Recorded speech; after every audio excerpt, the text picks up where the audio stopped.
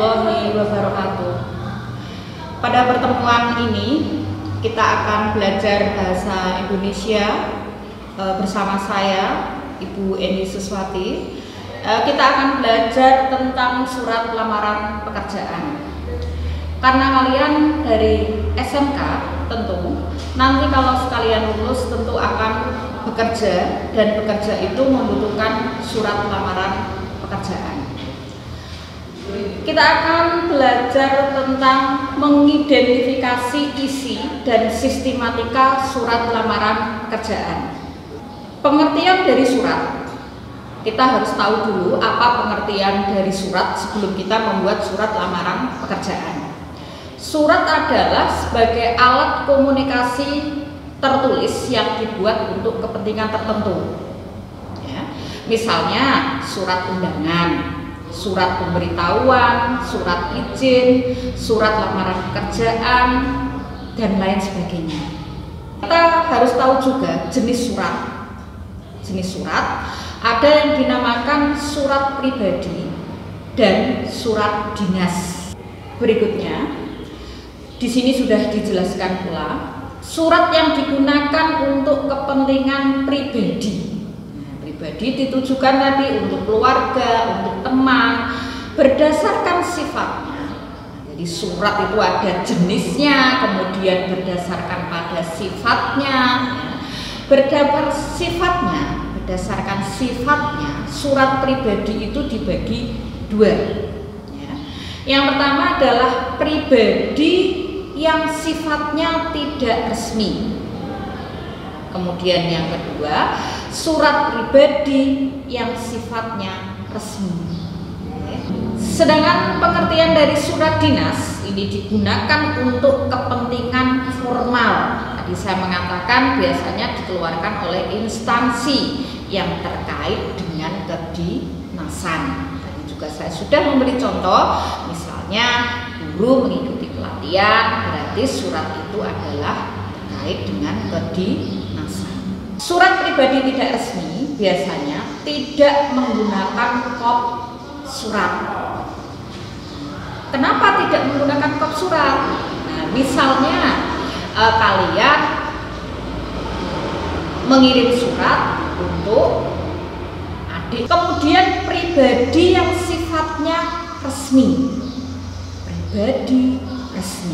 Pribadi yang sifatnya resmi biasanya menggunakan kop surat. Artinya di sini untuk kepentingan pribadi, tetapi resmi. Mungkin dari unsur kebahasaannya, bagaimana sistematikanya, itu harus yang sifatnya resmi. Kemudian beda lagi dengan surat dinas. Kalau surat dinas menggunakan kop dari instansi atau lembaga yang bersangkutan. Misalnya surat yang dikeluarkan oleh sekolah, berarti kop itu harus kop tentang sekolah tersebut. Kemudian perbedaan yang kedua, di surat pribadi tidak resmi tidak menggunakan nomor, tidak menggunakan lampiran, tidak menggunakan perihal. Jadi tidak perlu, langsung saja. Nah, dengan bahasa pun bahasanya bebas. Jadi langsung aja ditulis, misalnya assalamualaikum, kemudian salam sejahtera, bagaimana kabarnya, misalnya. Itu langsung, tidak perlu ada nomor, lampiran, dan perihal. Tetapi kalau surat pribadi itu sifatnya resmi, menggunakan lampiran dan perihal. Berapa lampiran yang akan kalian lampirkan? Nah, misalnya kalau di situ kalian cantumkan surat keterangan sehat, surat keterangan kelakuan baik, berarti itu yang dimaksud dengan lampiran. Perihal itu apa? Untuk apa? Apakah pemberitahuan atau melamar pekerjaan? Nah, itu seperti itu. itu di hal apa yang akan kalian sampaikan, intinya itu.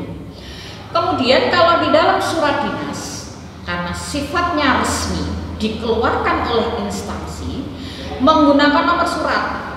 Nomor surat biasanya urutan yang ada di instansi tersebut. Ada lampirannya, apa yang dilampirkan atau berapa yang ditulis, ya, itu juga masuk di lampiran. Kemudian perihal apa? Perihal hal apa?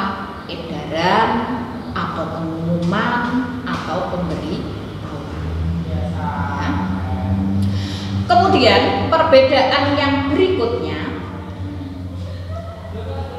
salam pembuka dan penutup bervariasi karena bahasa itu tidak baku.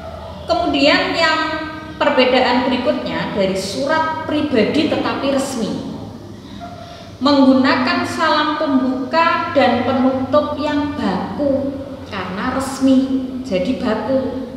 Nah, assalamualaikum, selamat siang, nah misalnya seperti itu. Ini baku atau resmi. Kalau di dalam surat dinas, ini perbedaan di surat dinas, menggunakan salam pembuka dan penutup baku dan resmi. Kemudian perbedaan yang berikutnya di surat pribadi tidak resmi, tidak menggunakan cap atau stempel dari lembaga. Jadi tidak perlu ada stempel. Biasanya hanya sekedar ditanda tangani. Itu seperti itu. Jadi tidak ada capnya. Demikian juga perbedaan di surat pribadi resmi, tidak menggunakan cap juga. Kemudian kalau di surat dinas, karena ini terkait dengan instansi, biasanya menggunakan cap atau stempel dari lembaga. Kemudian dari format surat. Format suratnya bagaimana? Kalau surat pribadi tidak resmi, format surat bebas. Kalau misalnya hanya di atas saja, terus di bawahnya agak kosong, juga boleh, tidak masalah. Seperti itu. Kemudian kalau di surat pribadi resmi, format surat baku. Format surat harus baku. Baku itu yang bagaimana? Ya yang mengikuti aturan yang ditetapkan kaidah pembuatan surat. Bentuknya biasanya bentuk lurus. Nah, itu bentuk dalam format surat secara baku. Kemudian kalau di surat dinas, format surat tergantung dari instansi yang bersangkutan. Jadi format tergantung pada instansi. Bagaimana? Nah, instansi itu mengeluarkan aturan. Kita lihat di sini. Surat lamaran pekerjaan termasuk jenis surat apa? Termasuk jenis surat apa? Nah, surat lamaran pekerjaan karena sifatnya pribadi tetapi resmi. Nah, ya, pribadi resmi berarti pribadi yang resmi. Nah, di sini ditanyakan apakah itu surat pribadi resmi, pribadi tidak resmi, atau surat dinas. Nah, berarti apa? Surat pribadi tetapi resmi. Ini namanya surat lamaran pekerjaan. Kalian bisa lihat contoh dari surat lamaran pekerjaan. Surat lamaran pekerjaan ini biasanya berisi permohonan untuk bekerja pada suatu tempat. Jadi memohon, bukan memberitahu. Permohonan. Saya kok kepingin kerja di bagian bank, misalnya. Saya kok pengen kerja di bank, misalnya. Berarti kalian membuat surat lamaran pekerjaan yang berisi permohonan.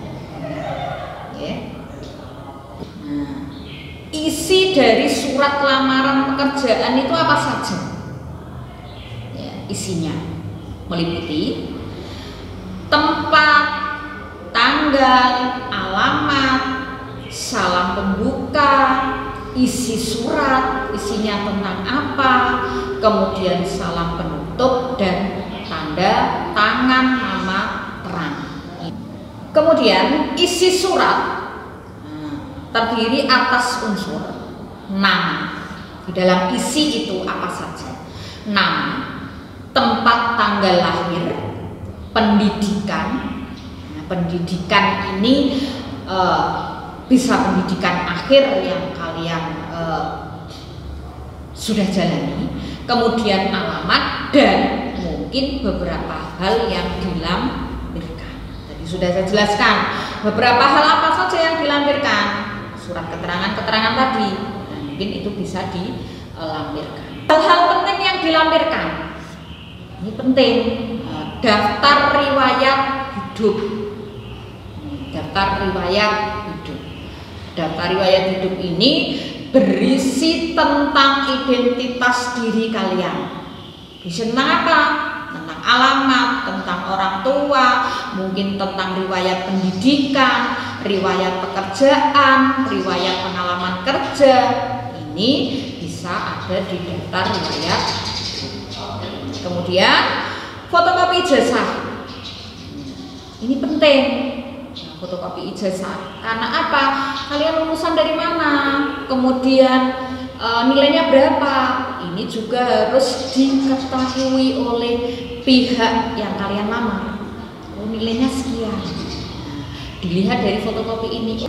Sertifikat-sertifikat pendukung ini juga banyak sekali. Nah, misalnya kalian sudah mengikuti kursus bahasa Mandarin, kan ada sertifikatnya. Kalian sudah mengikuti kursus mengetik, misalnya ya, komputer, nah, itu seperti itu juga ada sertifikatnya. Nah, kemudian PSG itu juga ada sertifikatnya. Kemudian SKCK. SKCK ini adalah penting karena apa? Di situ kalian sudah diketahui bahwa kalian berkelakuan baik yang sudah dikeluarkan oleh pihak Polres setempat. Nah, kemudian pas foto ini juga perlu dilampirkan biar tahu wajahnya bagaimana, itu seperti itu. Kemudian kalau satu badan itu bagaimana. Dan yang keenam, lampiran lain yang diminta yang bersangkutan. Nah, kalau memang ada yang diminta ya harus dilampirkan. Itu seperti itu. Ini saja yang bisa saya sampaikan karena untuk pertemuan berikutnya, pertemuan kedua, kita akan membahas tentang kebahasaan surat lamaran pekerjaan. Nah, sekarang tugas kalian di rumah coba membuat contoh atau mungkin contoh yang sudah ada tentang surat lamaran pekerjaan. Di situ nanti kalian amati. Mungkin 1 atau 2 surat lamaran bisa kalian bandingkan. Ya. Dan kalian juga harus membuat surat lamaran pekerjaan. Ditujukan untuk siapa?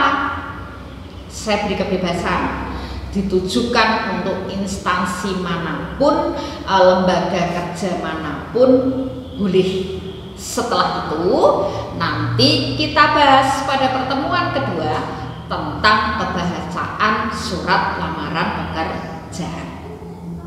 Nah, itu yang bisa saya sampaikan. Semoga bermanfaat bagi kalian dan kalian tahu bagaimana membuat surat lamaran pekerjaan yang benar. Terima kasih. Kita nanti akan ketemu di pertemuan berikutnya. Wassalamualaikum warahmatullahi wabarakatuh.